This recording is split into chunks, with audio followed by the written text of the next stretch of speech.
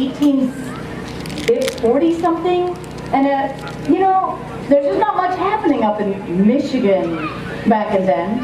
But there was a trading post, and my daddy, he owned the trading post, so I learned to trade and do all kinds of things up there with my father. So I had a lot of Indians that came through, and of course, we'd go out, and Mom and Dad, Mom being French and my dad being a Spaniard, they got into a lot of arguments back and forth with each other, and so I just kind of escaped out the back door. The Indian friends, we went everywhere. We'd go hunting, we'd go fishing, we'd go riding, we'd go shooting bows and arrows. They taught me how to shoot a gun. I was the best of the best. In fact, I had one young Indian think I was just a dandy of a dandy. He was going to propose to me, but he hadn't done anything like spectacular yet.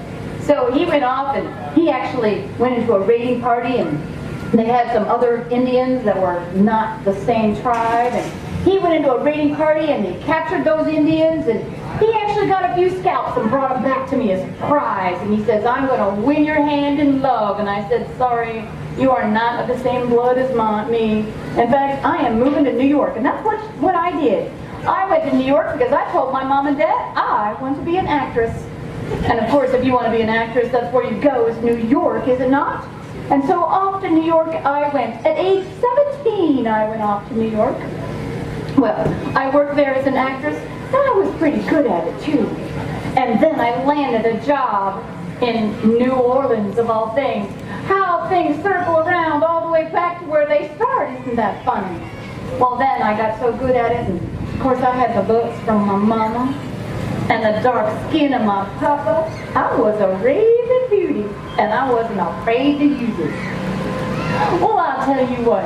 I ended up in Louisville, Kentucky, at the theater there. Well, I was doing shows, and about that time the Civil War broke out, trying to mess with my career. I tell you what, it was horrible. People fighting over the weirdest things. Who's going to keep slaves? Who's going to be more responsible? Who's going to take over which state? And whether the federal government had control over this or that? I just did not have the time or the patience for all that. I wanted to act. I said, the world is my stage, and I am the actress to fill it up. And I did. Well, there in Louisville, Kentucky, it was a union. That's what I wanted. I had married my husband. I'd had 2 kids. He'd gone off to the army and fought, and he'd come back sick and died on me. I tell you what. Well, we were union strong and we were union proud. But while I was there in Louisville, Kentucky, I had a couple of young men come up to me, and they offered me a bribe. They said, "Miss Pauline," because I had changed my name to Pauline Cushman because that sounded a whole lot better than Harriet Wood. And besides, Miss Cushman, she was a star already in New York, and I thought if I had the last name of Cushman, I could slide right into that celebrity business. Well, I'll tell you what, those 2 young men that came to me and they said, "Oh, Pauline, we'll give you $300. Now, back then, that was a lot of money. "We'll give you $300 to make a toast to the Confederacy." Well, I was like, "Excuse me, but I don't think so, Scooters. I am from the Union." But the more I thought about this, I thought, $300, that's a lot of money. So I made my way to the Provost General there, Major Moore, and I said, "Major Moore," I said, "I have been approached by these Confederates to do a toast at one of my shows." And he thought about that for about 5 minutes, and he looked at me and he said, "Pauline," he says, "I think you should." And I said, "Excuse me? I am not of the Confederacy." He says, "Pauline, that's okay." He said, "We have got a lot of trouble here in Louisville. We've got one of the headquarters of the rebellion right here in Louisville, but we cannot snake those people out. They're sneaky as snakes. They get everywhere. We don't know what's going on, and they get all that information all over everywhere. Well, we might be able to have your help in this. If you pretend to be of the Confederacy, why, you could get into their good graces, and maybe you could get a little information for us." I thought, well, that $300 was looking mighty good by then, especially if it was upheld by the Provost General. So I told those young boys, I said, "Well, I think I might just change my mind." I think I might just be able to toast to the Confederacy at tonight's show. Well, I tell you what, word spread like wildfire. That night's show was packed, jam-packed. It had people lining up out the doors coming to see my show. Well, the director, he was pretty proud because he thought he had just found a good show and he thought it was all on luck. But no, I think they were coming to see me. They had heard word. That news had traveled like wildfire. Faster than lighting a match it did. Well, that night, it came to that toast, and I took that drink, and I sidled around that stage, and I said, bold as rain I did, here's to Jefferson Davis and the Confederacy. Long live the South, may it live always with honor and righteousness. He was as quiet as a mouse for about 30 seconds. And then the whole hall just erupted in uproar. There were boos and shouts and there were cheers. Yahoo! All on both sides. And you could see right there was a mixture and a division right there in the theater. Well, I just stood there, wasn't sure exactly what was going to happen. Well, after that show and the curtain closed, I went down to the dressing room and there was a notice on my door. You're fired. Well, I figured that was probably coming. So I went back to the General Major Moore and I said, well, now what do we do? He says, Pauline, he says, how loyal are you to the Union? And she says, I'm as loyal as you get. She said, I would trade my life for this country, the United States of America, federal government, that's where it is. And he says, well, I think I might have a job for you since you're newly unemployed. And I said, you're sir, so what is this that you have in mind? And he asked me again, just how loyal are you? And I said once again, sir, I would die for my country. For you see, when I was a little baby, my grandpappy, he'd come from Spain, and he'd actually fought with Napoleon Bonaparte. I heard all of those stories, all of the bravery and charging and all of this on riding on horseback. I was so enamored and so excited. And you know what my grandpappy told me? He said, honey, you would make an excellent soldier. So when he asked me if I would stand for the Union, I thought about my grandpappy and how proud he would be that I was going to stand and I was going to work for the United States government as a soldier.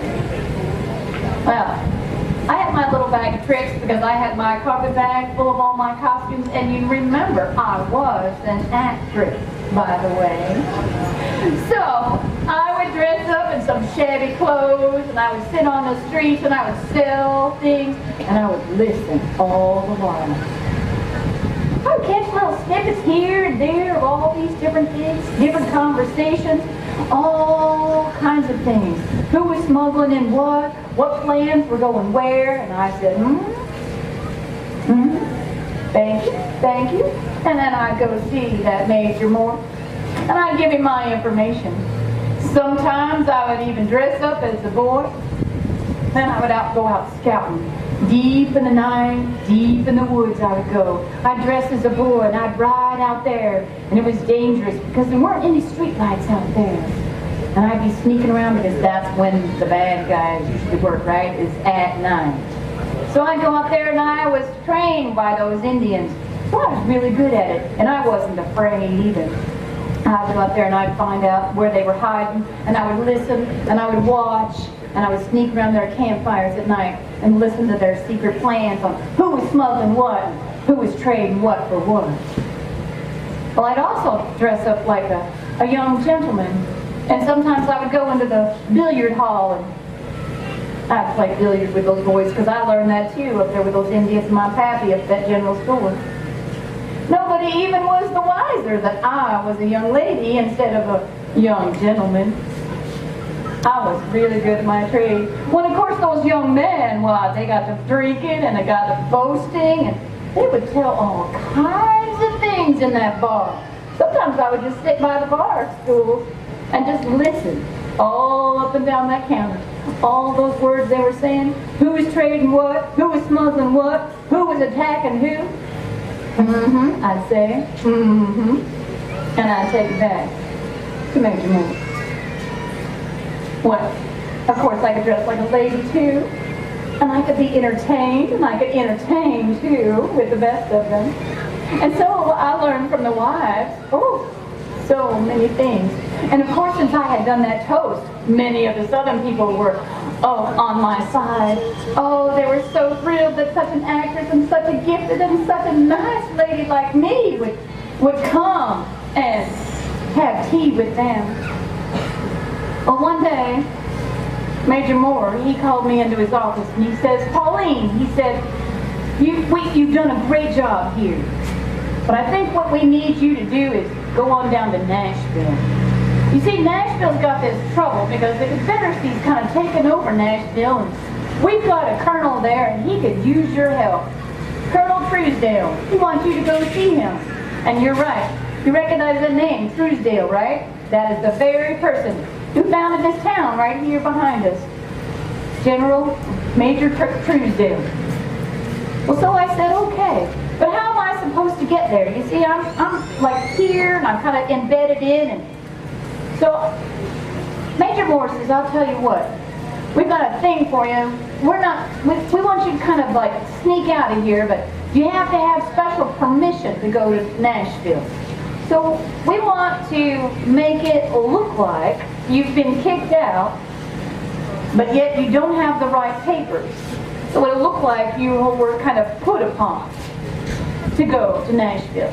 I said, well, I can do that, sir. I can. And so that next day when I was supposed to go, I had my trunks loaded up. Well, I got to the train station, and of course I didn't have a ticket. I didn't have the right papers to go down to Nashville, Tennessee, because that was really bad for the Confederacy and the Union were fighting both in Nashville, and there weren't anybody supposed to be going down there. I didn't have the right papers, so I sidled up to some gentleman, and I said, oh, sir, I could sure use some help with my trunks to get them on the train, please. And I'm bad at my baby blues. And I got that gentleman to take my trunks right on into that train. Then I sidled up next to the conductor and I said, oh, sir, my friend is on that train and I won't be seeing her for such a long, long time. Could I please just go in and just say a couple of words to my good friend? Well, that conductor, he kind of bent his little wheel just a little bit and he let me on that train. Well, I didn't come back out. I stayed on that train. And then I kind of avoided the guy who was looking for his passes. And when they finally caught me on that train, well, I cried big crocodile tears. Oh, I'm so sorry. But I got a letter here from I know I'm supposed to be going down to Nashville. I'm supposed to be looking for my brother. And I cried those big crocodile tears. And, well, he had such pity on me that he just let me go. So that's how I got down to Nashville. I did. Once I got there, well, I tell you what, the Confederacy, they heard that I had gone down there. When I got off that train, there was a whole group of people there to see me. I checked into the city motel that was owned by Mr. Wyndham. I checked in there, and there I had visitors coming from all over. And all of them were from the Confederacy. Word had gotten around that I was there. So I made my little deal up to General Truesdale, like I was in trouble, you see. And he made it sound like that I was in trouble too. So he railed on me on the outside in that lobby, and we brought him in. I brought myself into that office, and he brought me in, and of course then he was all abusing me. Like I had no right to be there, and where were my papers to be here in Nashville, Tennessee? But as soon as that door closed, Mr. Truesdale struck out his hand and he says, welcome to Nashville, girl. I have heard all about you, all what you have done in Louisville. He says, all that stuff? He says, that's just pittance here. He says, are you ready to play the big games? I said, yes, sir, I am.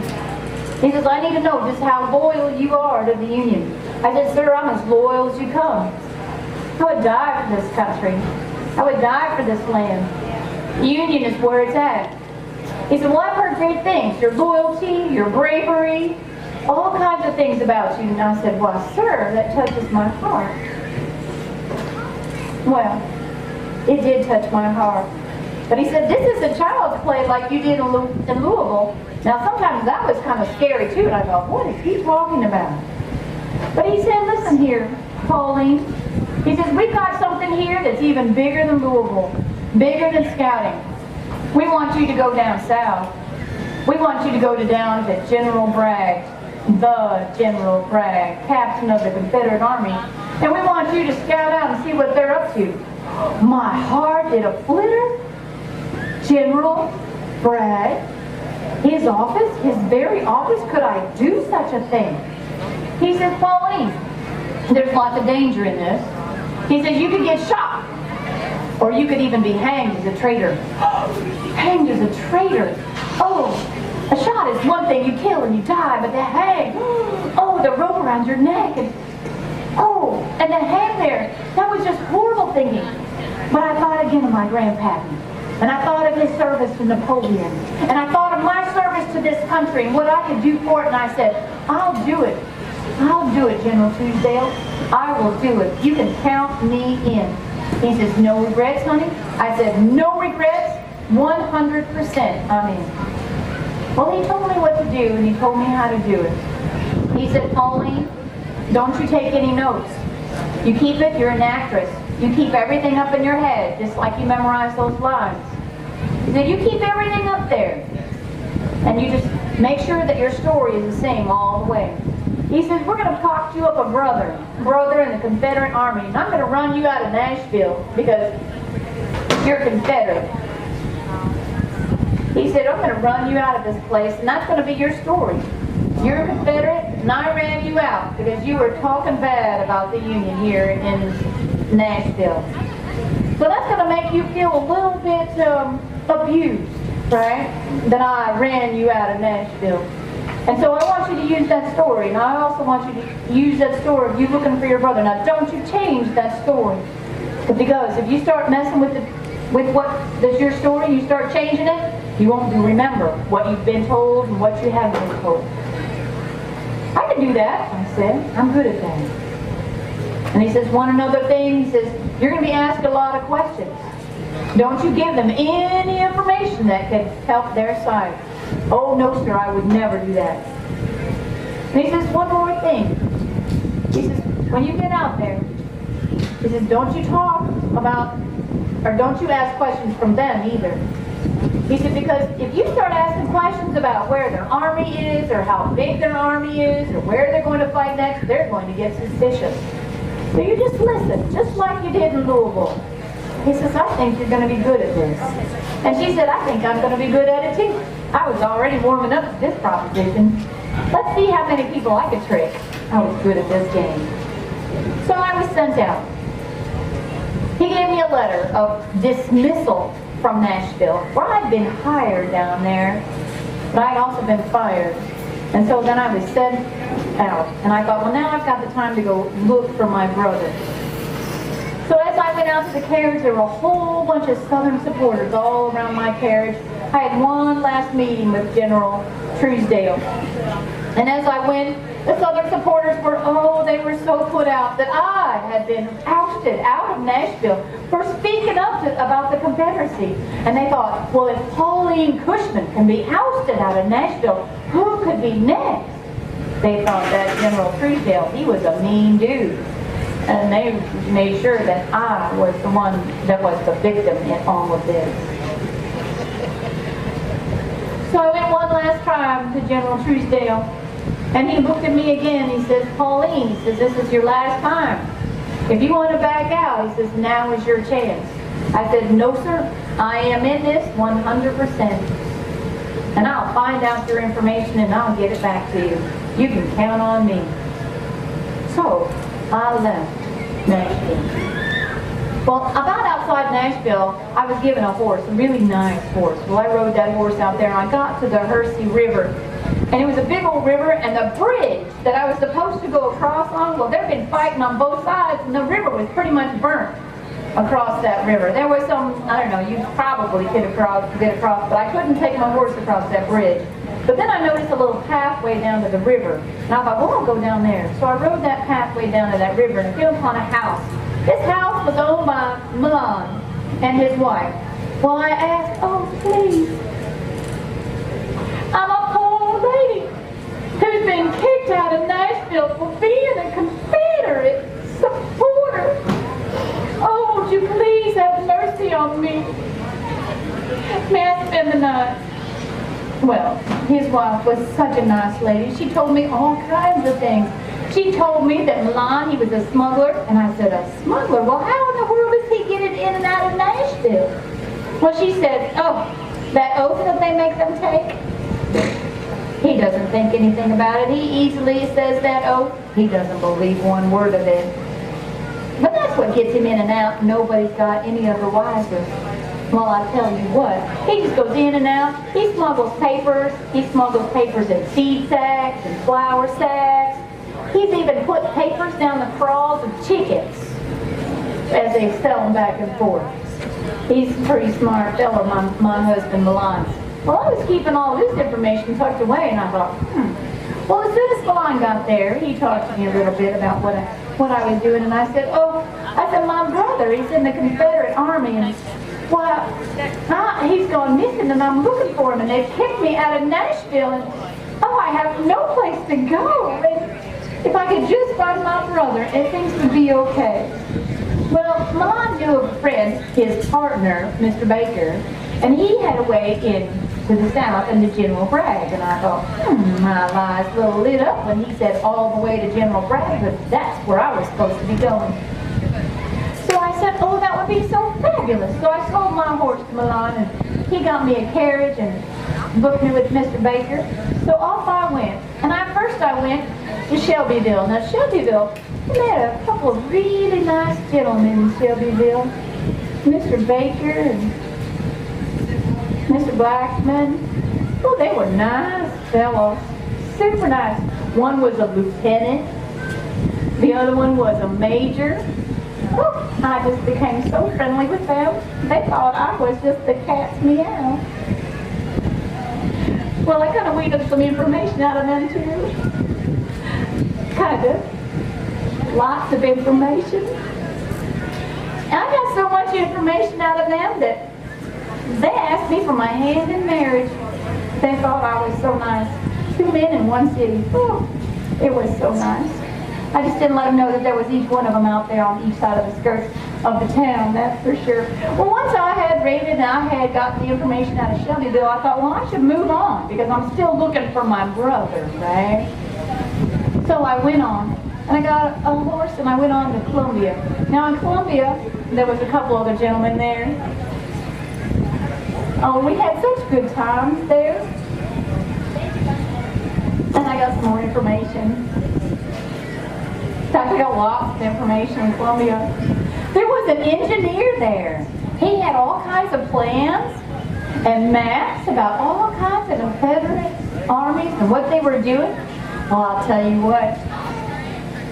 That engineer, I went to his house one night. He was working on some things, and he had those plans spread out right there on the kitchen table. And I thought, if I could just get a hold of those plans, my fingers started itching like crazy. And I thought, well, that engineer and I had become quite friendly.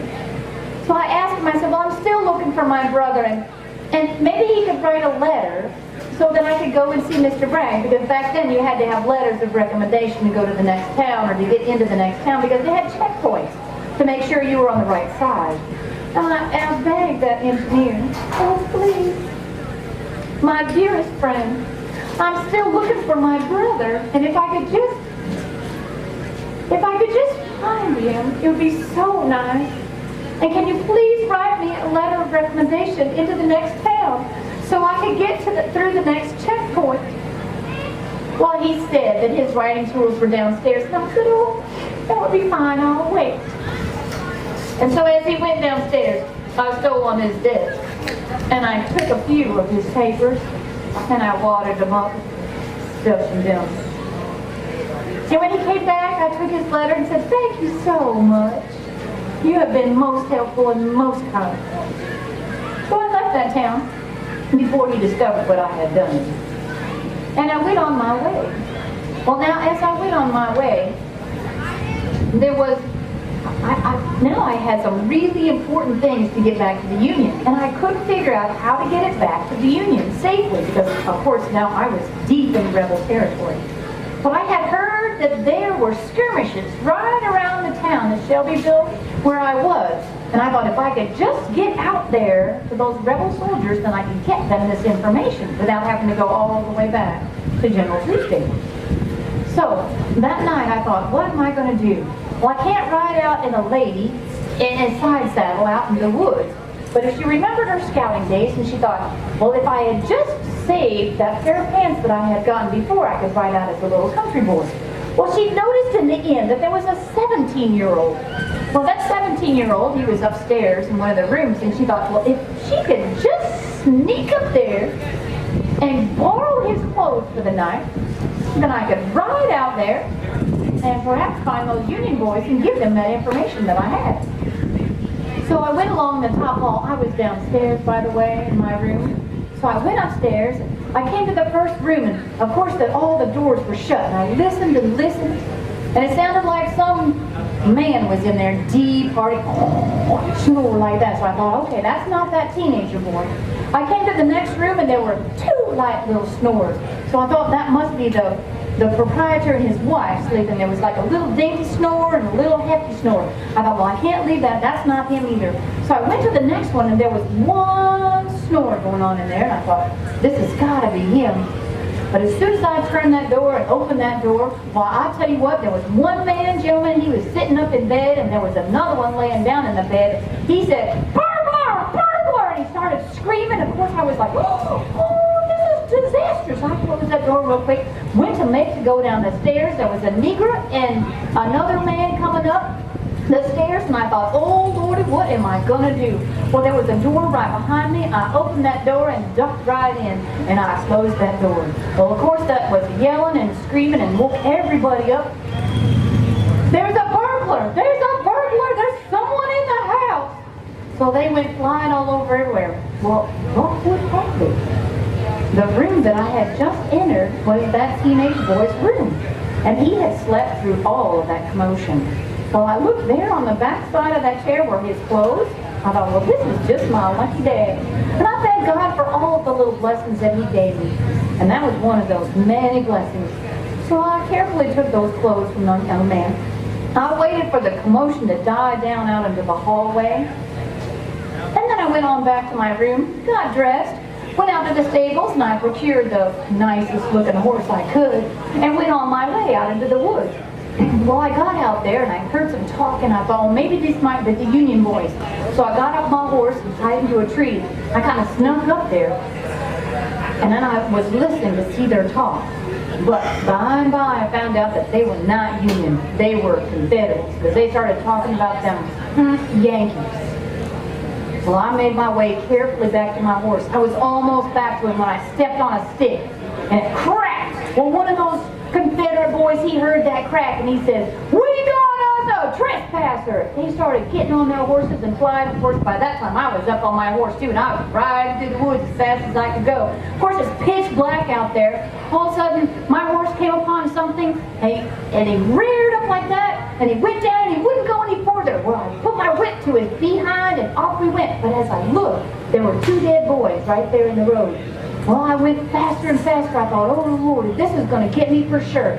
But I got back to that inn before they could catch me, and I got my clothes back where they go, right on that bench of that boy. Got back into my room and had me about an hour of sleep. Well, that breakfast came along the next morning, and I woke up just as chipper as I could be. Yeah, like nothing had ever happened. But I didn't get my news to the Union boys, that is for sure. So I still had my task, and I thought, what am I going to do? How am I going to get back to Nashville and General Truesdale to give him this information that I had? Well, as I went along, I thought, well, I know what I'll do. I'll pretend that I get a job down in Richmond, and I need my trunks that General Truesdale has got, because he's got all my actress outfits. So I'm going to say, well, I need to go back to Nashville to get my stuff, my trunks, so that I can go working in Richmond. So I thought, that's what I'll do. I'll tell them I need to do this. And so as I went on my way, and I got back to the house of Milan. Remember him? He was that first house that I crossed. Now I thought he was an okay fellow until this night. He turned out to be quite a snake in the grass. That Milan, he questioned me, and I said, well, I need to go back because I've gotten a job in Richmond and I need to make some more money because I'd run out of money to go searching for my brother. And he looked at me and he questioned me a little bit more. But I kept to my story, and I thought I had done a really good job. Except for, he disappeared that next morning, and I still needed to get across that river. You see, he became suspicious because of my great intent to get back to Nashville, Tennessee. And he thought if I needed to get back to Nashville, Tennessee that badly, there was something afoot. And besides, I knew from his wife being so generous with her information that he was a smuggler. So he was out for his benefit as well, because he thought if I get back to Nashville and I say one word about him smuggling, there went his whole career, because he was making quite a bit of money off of this. So I think he was trying to keep his own hide intact. So then he actually contacted then some Confederate boys and said, I think you've got a problem here in this young lady. So of course I was arrested and taken with them.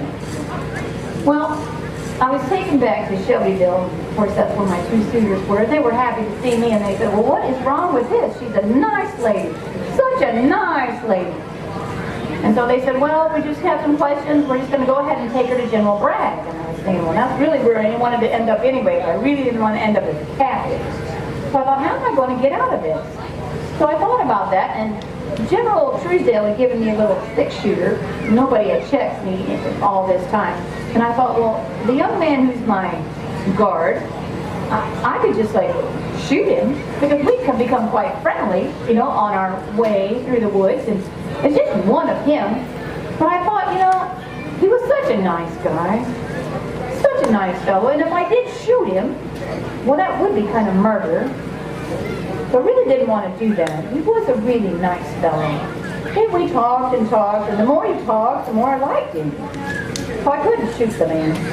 And besides, if I shot the man, well, then the noise would set off, and then there would be Confederates all over everywhere, and then I would know what was going on. Well, so then I rode on with this young fellow, and we went to Columbia, and I met up with my other fellow friends. And they said, we don't understand what the problem is. Pauline is such a nice lady. She is so nice. Well, she wouldn't do anything wrong. So then they wrote me letters too, of recommendation. I said, thank you so much.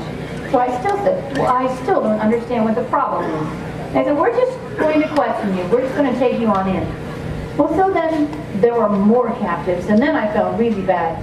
And so as we came along, we stopped at one place, and I thought, how am I going to get out of this? Well, where we had stopped, there was a fellow, he had been in the army, and he had his it was horrible. It was almost too much for me to say, but his legs, they were missing. And he was there, and he just died, and his wife was crying, and he wasn't even sure if we could stay there or not. And, well, the soldiers, they did plan her pity, and when she looked at me, she said, oh, dearie, yes, come in and stay. I knew at that instant that she was probably a Union supporter, because she was friendly to me. Somehow she just knew. Well, we were there, we were talking, but those guards, not once did they let me go. Not once did they let me out of their sight. They'd probably heard from the trickiness that I had done. But I noticed that there was a Negro. He was sitting in the back part of the house, and I thought, perhaps I could convince him to do a little prank on these guys. Because I noticed every time someone said, Yankees, well, they kind of trembled. And I thought, I wonder, since there was only just a handful of them, if I could get that Negro to go outside about midnight or so and yell, here come the Yanks! But those boys in that house would take off right and I'd be free. So I kind of sidled up to him after those boys were asleep a little bit, and I asked him if he might be able to do such a daring plan. And he said, yes, I may. I can. Well, he was gone, and he was gone, gone, and he was gone. Those boys, they woke up, and they played some more cards, and they did some more drinking. And I thought, well, that nigger, he's forgotten all about it. He has done chickened out. But then those boys went back to sleep again at about 2 o'clock in the morning. I hear this, a commotion outside, and it wasn't just one voice either, it was a bunch. The Yanks are coming! The Yanks are coming! And kids are screaming, and ladies are yelling and screaming. Well, I tell you, those soldiers, they got up in that house. They flew around there like they lost their pants. And they flew out the door and left me all by myself. Well, I grabbed a pistol of that young man who didn't need it anymore, and I took out the other direction. Well, I made it through all the checkpoints that we had made it through because I had been listening to all of the passwords until I had reached the last one, almost to Nashville. I had at least gone to the last checkpoint. And there was an old man there. And of course, I had bagged my way all the way through the other checkpoints because I had known the passwords. And besides, I could make it known that I needed to get to Nashville I just needed to get there to get my clothes, and they had kicked me out of there, and that I was so unfairly abused. And I was been let everywhere. But this man, he was a tough bird. He was tougher than a set of nails. Not one bit of charm could I wheel through him. Not one bit of bribery could I get past him. I even had one gold coin left. I hated to get rid of it. But I showed it to him and I said, if I could just get past this last checkpoint, this little gold coin could be yours. Nothing doing. He would not take it. He says, young lady, he says, I am not moving. This is the rule. You have to know exactly what, and you have to have the papers. You go back and you get the papers, and then you can come and see me. I was distraught. He said, there's a farmhouse down the road. You spend the night there, and we'll get you. You get the papers, and we'll see you next morning. So I went back to that house, and I begged, and I pleaded for a night's stay. And I was so abused, and they all believed it all. It was so wonderful. So I went back to that house, and she let me stay there. Well, the next day, I woke up, but instead of having to go to the checkpoint to get in, the house was surrounded by those soldiers that had escaped in the middle of the night. And they said, young lady, they said, what is the deal? Why are you all the way up here? And she said, oh, when the Yanks were coming and you left me forsaken, I had to get away and save my own skin, so I rode as fast as I could, and I didn't even know what direction I was going. And they didn't buy it. So they took me back in, and they guarded me all the way back to General Bragg. Well, I got there, and he interviewed me, and I talked, and I sweet-talked, and I blinked my eyes, but he was a hard man. But he was won over. I sweet-talked, and every question he gave me, I had an answer for it. He asked me about that pistol, and I said, oh, General Bragg. I said, when they said the Yanks were coming, those rebel soldiers, they left me all alone. Well, I couldn't go out into the woods all by myself, and that soldier, he didn't need it anymore, and so I had to take it. He says, oh, because I'm just making sure, because there were 2 dead boys around Shelbyville. One of them had their pistol taken and the other one didn't. And I thought back to that time when I had been in the woods and I had seen that rebel camp. And my horse had shied and there were 2 boys on the road. They thought I had killed those boys. I said, no sir, I didn't do that. I had the rifle, the gun was from that soldier that had been with the leg. And he says, okay. So every question that he asked me, I had a nice sweet answer, because if you keep to the truth, most of the truth, or half part of the truth, then you get away with a lot of things. Well, I had run off from that widow's house so fast that I had left some of my clothes. And this was my mistake. You see, I did not listen to General Truesdale about not writing anything down. I had taken that engineer's plans and I had written things down. I had a little cavity in my boot, right under the heel of my boot. And I stored those papers in that cavity. Well, when I fled that night, I had left some of those clothes, and one of those pieces of clothing was that boot with those maps and those plans in there. Well, when I was interviewed by General Bragg, I had all of the right answers until he brought out those plans and laid them on the table. I was mortified because I recognized those plans as the ones that I had stolen from that engineer. I knew that I was toasted. They sent me off to jail, and there I waited.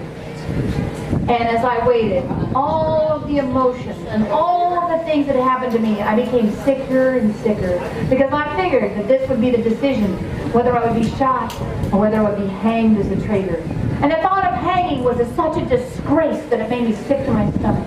And as I became sicker and sicker, waiting for their verdict, there I lay on the couch, moaning and groaning, my face pallid. And there, they waited and waited. 10 days they waited until the 10th day. They said, Pauline Cushman, you stand guilty of being a spy. You shall be hanged. I thought, oh, hanged? My poor neck are in a noose. Oh, and dangling aboard. But I was so sick that they didn't want to do it right away. They wanted to wait a few days. But I kept getting sicker and sicker. And all of a sudden there was a commotion outside. And we got news. The Union were coming. The Union were coming. And they started packing up because that was the headquarters. General Bragg, he started packing up his papers and packing up all of his army. And they said, we need to go. We need to flee and retreat. Yeah. But should we take Pauline with us? Yeah. Oh, I lay there so sick. Crumpled in a little ball on the mattress. Oh, sweat rolling down my face. And they said, no, leave her. She is too sick, she'll die anyway. And off they went, leaving me to the care of a couple of really nice gentlemen, one of them being a doctor. In fact, they gave me presents. I carry them to this day. One is a bar of soap, and the other a vial of medicine. I carry these presents with me in honor of the two doctors that saved my life until the Union soldiers could get there. And when they did, there was such a cheer that went round, because I apparently had become the darling of the Union. Word had spread of all the deeds that I had done, and every man of the army wanted to marry me. I was the darling, and they had come to rescue me. And that Union skirmish that had been out there that had killed those two boys, they had come for me. They had heard somehow that I had become imprisoned, and they had come to rescue me. It touched my heart greatly. But I couldn't say yes to any of those boys. They all wanted me, and so I turned them all down. That was the end of my story as a spy, because once you're out as a spy, you're out as a spy. So I couldn't go back or do any more. But I lived out my days. Unfortunately, they didn't live happily ever after. I went through 3 marriages and ended up penniless out in California. But my days, I tell you, the greatest honor that I ever did receive was a document written by General James Garfield. And he recommended me to be a major in the United States Army as a Union soldier. That is my most important document that I have ever held in my hands.